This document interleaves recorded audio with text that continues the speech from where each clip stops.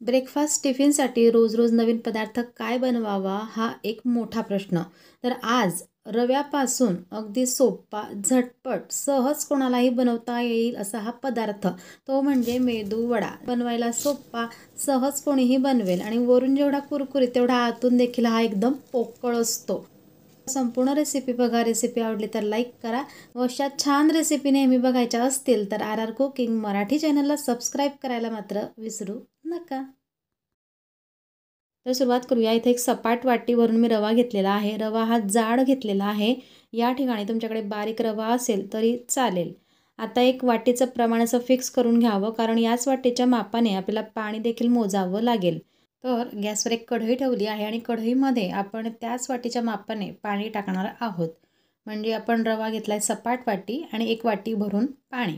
आता यामध्ये 1 चमचा तेल घातलं आहे. सपाट चमचा आपण मीठ घालूया.